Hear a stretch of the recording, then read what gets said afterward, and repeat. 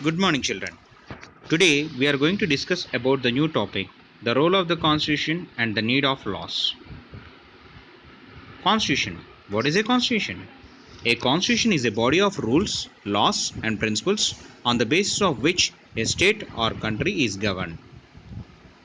It contains principles according to which laws are formulated. You know that legislature frame the laws according to the principles in the constitution. Therefore, a constitution is regarded as the supreme law of a land. The Constitution of India. The Constitution of India is the longest written constitution in the world. It was ratified by the Constituent Assembly on 26th November 1949 and came into force on 26th January 1950. At the time, our constitution had 395 articles and 8 schedules.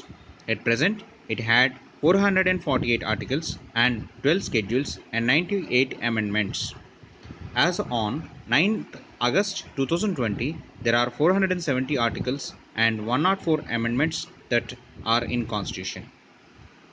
Types of Constitution. There are two types of constitutions are there. Written Constitution, unwritten Constitution. A written Constitution is in the form of a book or a single document.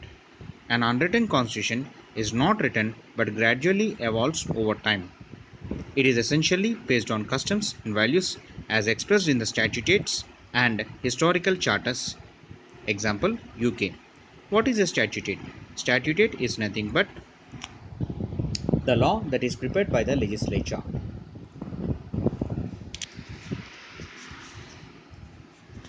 The Constitution of India was drafted by a body known as the Constituent Assembly. The drafting committee was formed on 29th August 1947 and was chaired by Dr. B.R. Ambedkar. It took 2 years, 11 months, and 18 days to finish drafting the Constitution. Why do we need Constitution? A Constitution defines the fundamental nature of the political system of country.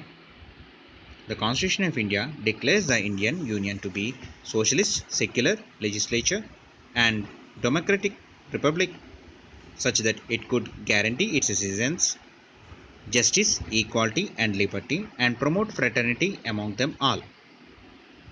Our constitution clearly defines the power and functions of three organs of government. It regulates the relationship between them. It safeguards against the misuse of powers by the elected leaders and by any organs of government. It regulates the relationship between the government and the people. It lays down the rights and duties of citizens of India. It makes special provisions for protecting the rights and interests of the weaker sections of society. The need for laws in life. We know that laws are integral to the functioning of a society.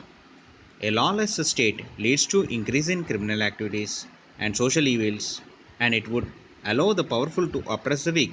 Therefore, we need laws to protect our rights and to ensure the overall safety and welfare of people and state. Case study Dowry. What do you mean by dowry? Dowry is the practice of giving gifts, property, or money to groom and his family by the bride's family at the time of wedding. To curb this social evil, the Government of India passed the Dowry Prohibition Act in 1961. The act banned the practice of giving and receiving dowry.